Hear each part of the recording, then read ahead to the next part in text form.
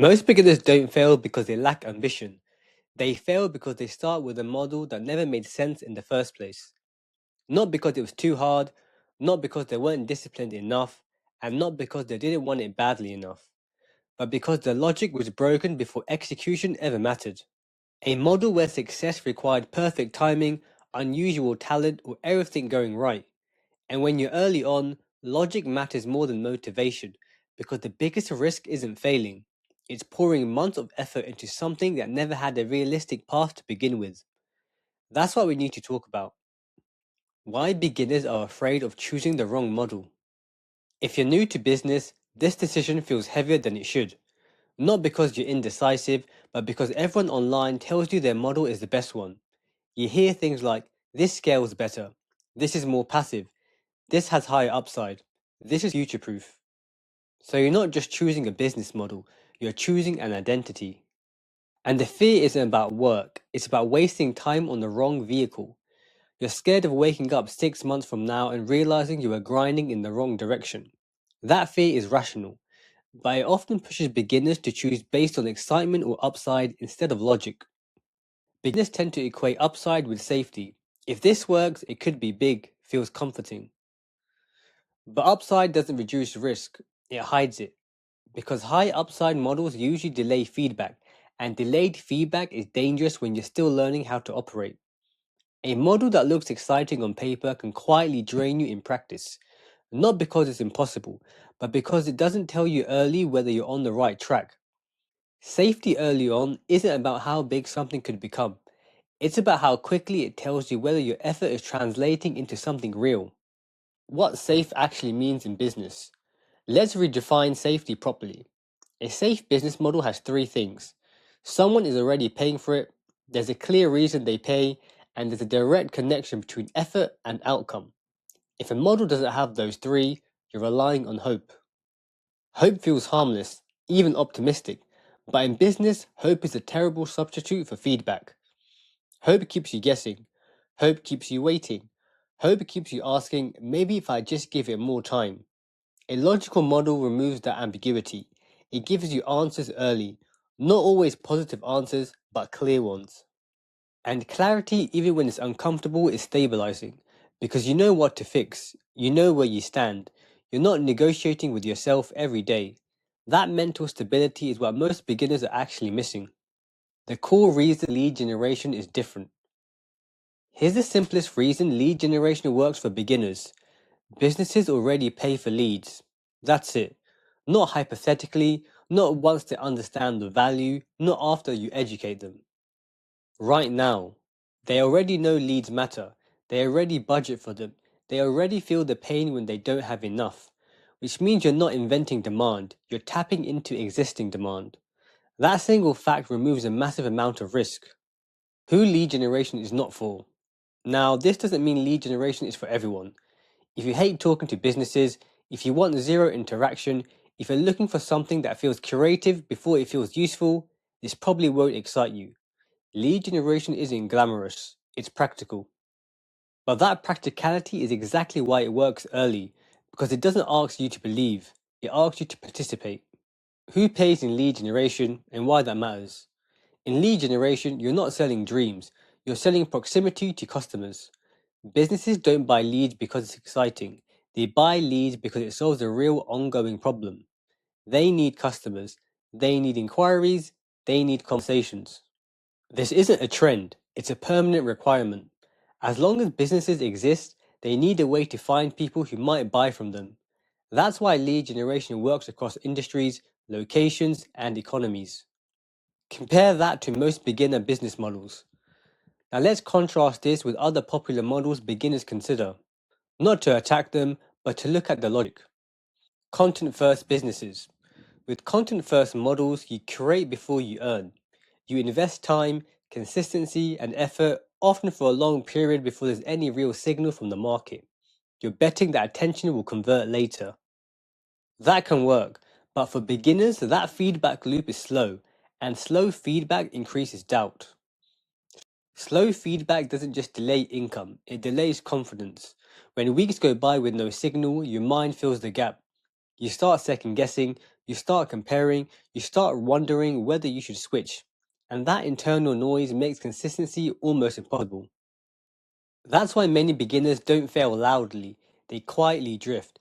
They keep adjusting, they keep preparing, but they never accumulate enough signal to feel grounded. Lead generation interrupts that drift. Product first businesses. With product first models, you build something before knowing if anyone wants it.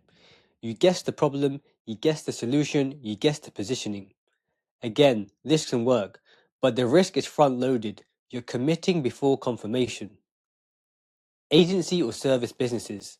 Agencies and services can work well, but many beginners overcomplicate them. They build brands, they create complex offers, they try to look established before they've spoken to anyone. The work becomes heavier than it needs to be. Why lead generation has a shorter feedback loop. Lead generation is different because the feedback loop is immediate. You know quickly, did someone inquire? Did the business respond? Did the lead convert? You're not guessing in isolation. You're watching real world behavior. That feedback reduces uncertainty, and reduced uncertainty is what beginners actually need. Why immediate feedback changes behavior? Immediate feedback changes how you show up. You stop fascinating, you stop speculating, you stop overthinking. Why immediate feedback changes behavior? Immediate feedback changes how you show up. You stop fantasizing, you stop speculating, you stop overthinking. Instead, you respond, you adjust, you improve one small thing at a time. And that loop, action, response, refinement, builds confidence quietly. Not because you feel inspired, but because reality keeps confirming that what you're doing matters. The market logic that makes lead generation lower risk. Here's the market logic in plain terms. Businesses exist to make money. To make money, they need customers. To get customers, they need leads. That chain doesn't change. So when you offer lead generation, you're inserting yourself into an existing flow. You're not asking people to believe in you. You're helping them do something they already want to do. That's why this model makes sense early. Why this matters psychologically for beginners. Most beginners don't fail because they're bad at business. They fail because uncertainty drains them. They spend too much time wondering, is this even the right thing? Does this model actually work? Am I wasting my time? Lead generation reduces that mental noise. Because the demand is obvious. You don't have to convince yourself that businesses want customers. You can see it everywhere. The comparison that clarifies everything. Here's the simplest comparison. In most online businesses, you're trying to convince the market that they should want something. In lead generation, you're helping businesses get something they already want. That difference changes everything. Why you don't need hype in lead generation.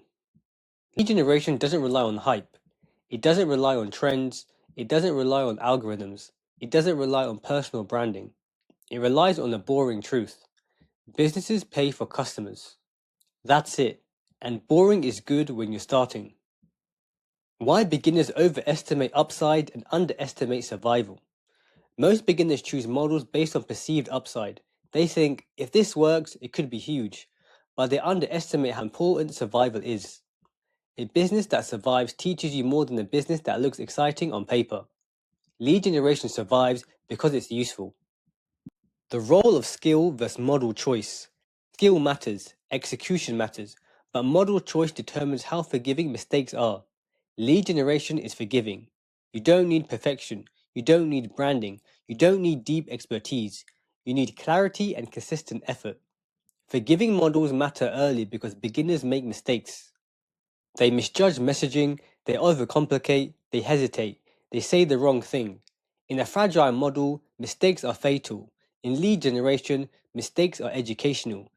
You can fix messaging, you can refine targeting, you can adjust offers. The model doesn't collapse because you're imperfect, it teaches you through imperfection. Why lead generation teaches real business skills. Another overlooked benefit, lead generation teaches fundamentals, communication, problem understanding, value exchange, feedback loops. These skills transfer everywhere. So even if you change direction later, you're not starting from zero. The who pays, when, why breakdown. Let's break this down cleanly. Who pays? Businesses. When do they pay? upfront before you run the ads. Why do they pay? Because it affects revenue. That alignment is rare, and alignment reduces risk. Why this isn't about easy money? This isn't about shortcuts. Lead generation still requires effort, but the effort compounds faster because the market response is clearer. Clear response means clearer decisions. Why lead generation feels calm compared to other models? People often describe lead generation as less chaotic, not because it's simpler, but because expectations are grounded. You're not looking to go viral. You're not chasing algorithms. You're solving a visible problem. The beginner's real question reframed. The real question beginners should ask isn't what's the best business model? It's which model gives me the clearest signal that I'm moving in the right direction? Lead generation answers that quickly. Why this builds confidence without delusion? Confidence built on results is different from confidence built on belief. Lead generation creates the first type. Small signals, clear outcomes, real feedback. That stabilizes you. Why lead generation doesn't require you to pretend. You don't need to look impressive. You don't need authority positioning. You need to help businesses get conversations. That honestly removes pressure. The hidden advantage most people miss. Lead generation aligns effort with value early on. You see the connection between what you do and what happens. That clarity keeps people going. Why this matters long term? Starting with the low risk model doesn't limit you, it expands you because you learn how markets behave, and that knowledge compounds. The worldview shift. Lead generation isn't safe because it's easy, it's safe because it's logical, and logic beats hope every time. Most people don't need a revolutionary idea to start. They need a model that doesn't fight them whilst they learn. Something that makes effort feel proportional. Something that responds. Something that doesn't require belief to survive. That's what safe really means here. Not easy, not guaranteed, just logical. If you're trying to decide which path makes sense to start with, this is exactly what we focus on in Lead Incubator. It's completely free to join. No hype, no pressure. Just a clear, realistic approach to building lead generation skills the right way. The link is below. If you want a business model that feels grounded, proven, and realistic for beginners, lead generation isn't exciting. It's better than that. It makes sense, and that's why it works. I'll see you on the inside.